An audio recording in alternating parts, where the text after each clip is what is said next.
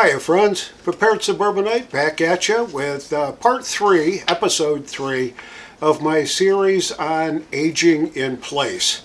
Now, these videos are designed to give all of us that are seniors a compilation of helpful tips, practices, things that you can do to live safely, age safely, that kind of a thing. And if you're over 65, over 70, and you are an aging adult, or you are one of those people that from time to time is in charge of, as a guardian or a caretaker for an aging adult, these tips can be very, very helpful.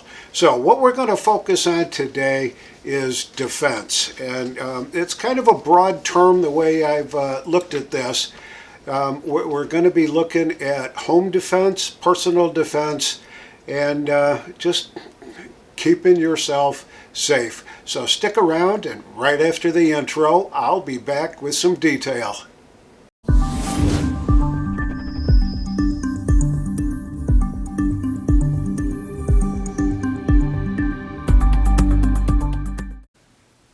So as I stated earlier, my use of the term defense is pretty broad, and it's really going to address issues about property and personal self-defense, which I think are very important. Aging seniors are particularly prone to oddball crimes that people take advantage of us kindly old folks that are aging adults. And I really do hate to see people taken advantage of. So here's why some of these tips are pretty important. You need to be alert pretty much at all times, but and I mentioned on a previous video that I do have a pretty significant hearing loss, and my wife can be talking to me and I don't even hear a word she's saying, and it's not because what she's saying is not important, it's just that I can't hear what she's saying. I can see her lips move, but I don't hear any sound coming through. So she actually has to be like my sound engineer when I'm editing videos, and does that sound right? Is it too loud, too soft, whatever, because I can't really tell anymore. So with that said, hearing loss is a prevalent malady as we age as adults, and I would suggest that you have a dog. Dogs bark when doorbells ring and when doors get knocked on, and if there's some suspicious shadow that crosses a window, they'll be on alert for that. So it's good to have what I call a hearing ear dog. And I guess if you live in the country and you've got the opportunity to have geese, they work pretty darn good too. If somebody's trying to get onto your property, the geese can make an awful lot of noise. So there's those kinds of things for wild and domestic animals. Tripwires that trigger noisemakers can also be very, very helpful in creating an alert for you if you have a hard time hearing. So a couple of things there just to understand that being alert is very important when you're talking about property and self-defense. So here's kind of the whole thing in a one sentence. Be a hard target. Install perimeter fencing around your property where you can, if you can. I know that living in an apartment, that can be kind of tough, but if you can, perimeter fencing is a big deterrent for keeping all kinds of bad news away from your home and your property. Cut back on the bushes that are around the windows and doorways of your home. Make sure that the perpetrators of potential crimes don't have a place to access windows where they can hide in your bushes and wait for you to leave, those kinds of things. So I'd be making sure that your bushes are cut back around all your entrance and egress points in your house. And do the 9 o'clock routine. Before you go to bed, just take a walk around your house internal. Make sure the doors and windows are locked and that you are ready to truly turn in for the night.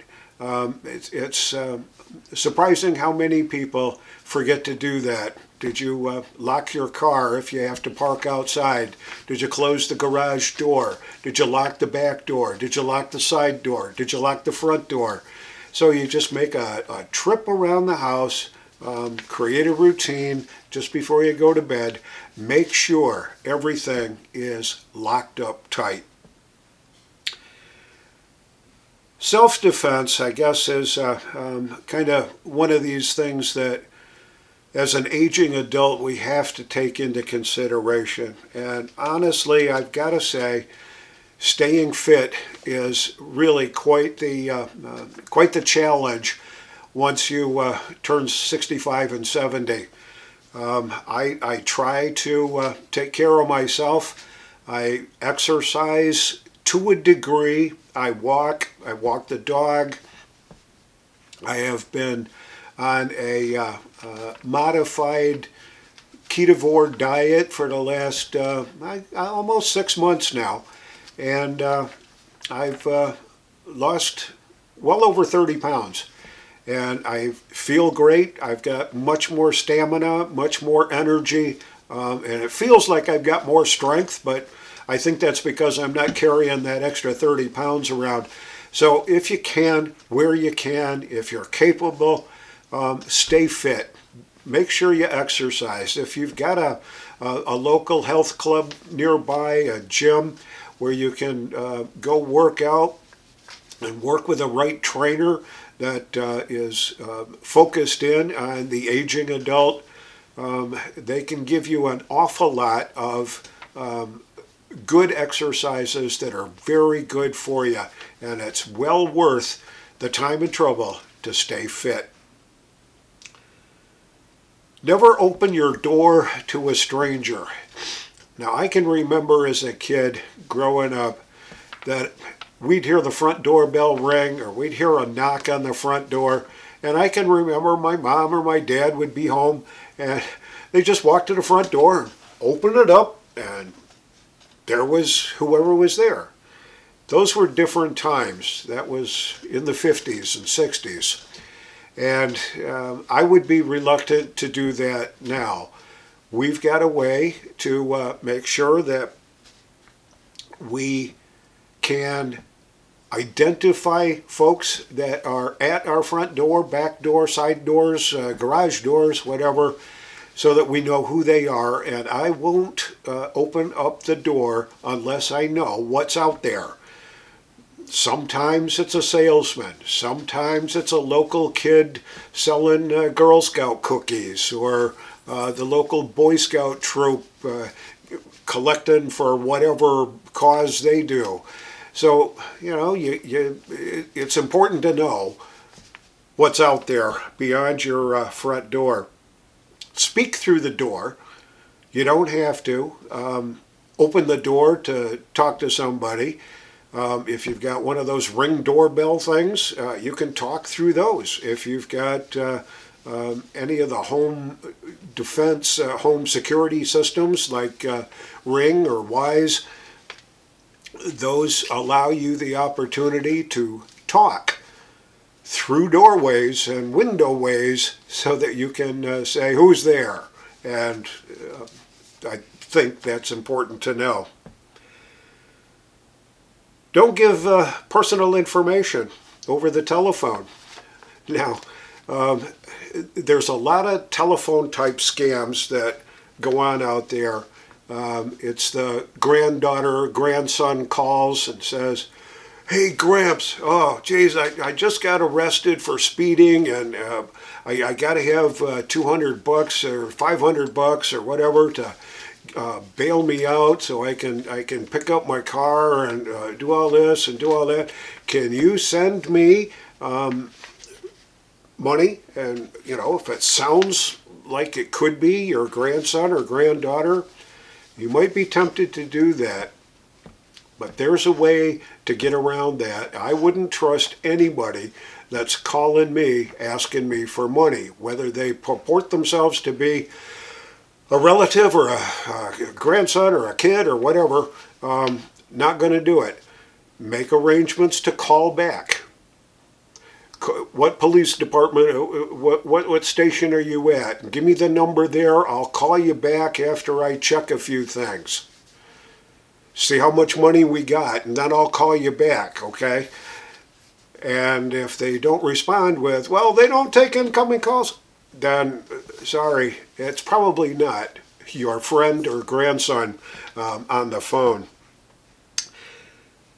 Folks that call you on the phone and tell you you've won something, tell you that they're from the local police department and they've got a warrant for your arrest, and they want you to go get some money, gift cards, something to straighten things out with them.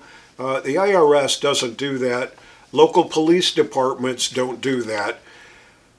Asking for gift cards is a definite giveaway. Don't ever fall for gift card kind of stuff. Those are so easily manipulated, and you can be taken for quite a ride. So don't give any personal information over the phone, and don't respond to those kinds of telephone scams. I see it, email scams.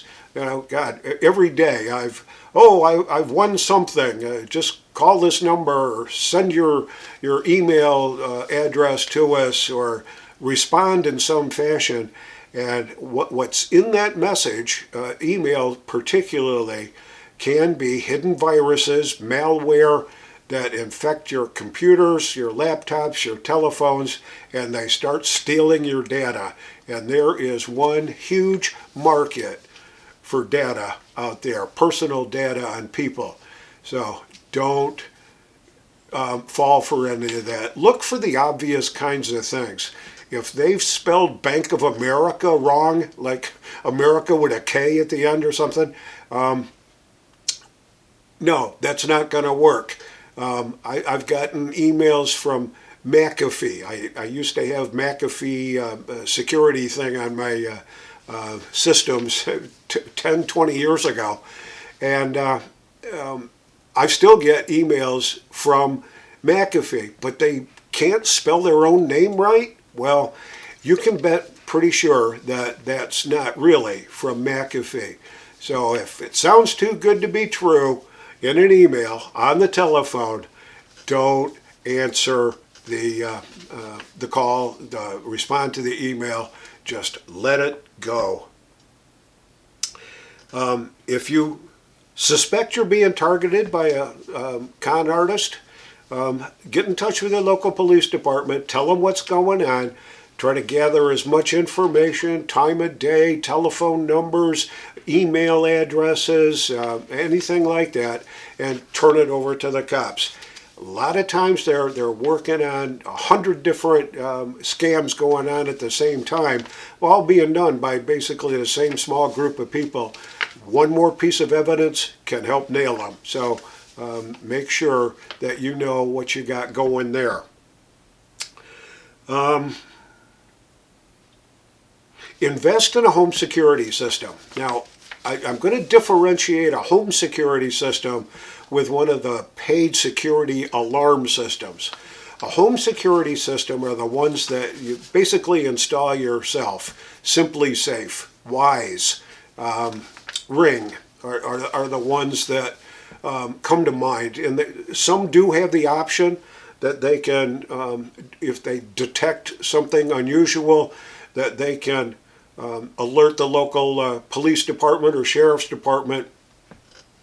I'm not sure that you really need that, depending on where you may live, but where I am, I'm in the suburbs.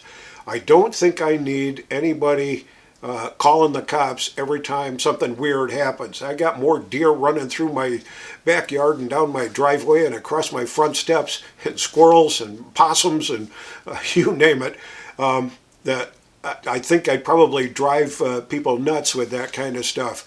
But what we do have are a number of cameras that are hooked together on a little server.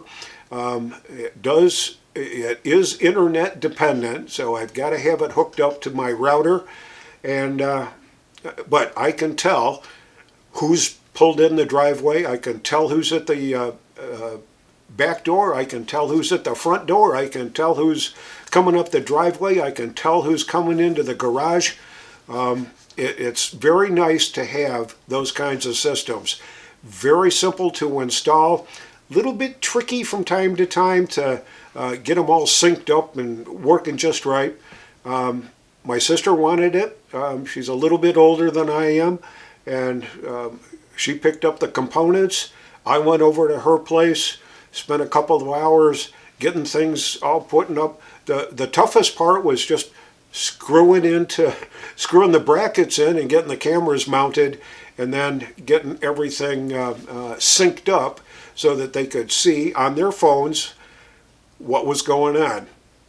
And they've actually told me that they used it while one was out of town and one was at home, and they used the camera to talk to each other so that they didn't have to use the phone. So it works that way too. I would seriously invest if you live in a relatively low crime area that these home do-it-yourself kinds of things, Simply Safe and Wise, Ring, work very, very well. I'll talk about the other systems in the next video or two about alerts and alarms and systems for that. So we've talked about phishing scams, home security systems, don't be duped, all that kind of stuff. And I guess the final thing, and I don't know if YouTube's going to allow me to even say this, but I would certainly suggest that if you have the right kind of up here, that you invest in getting a concealed carry permit and all the training that goes along with it. Make sure that you keep all those things safely locked up, which I think is a requirement here in North Carolina.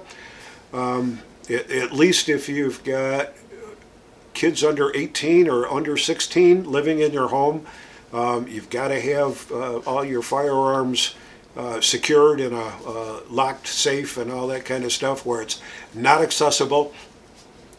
But I would certainly suggest that you get the right kind of training, you get the necessary permits, and if you live in a constitutional carry state, God bless you. But make sure you take advantage of the training so you know how to use it, you know how to maintain it, and how to shoot it the right way. That's from a personal defense standpoint, that's the big one.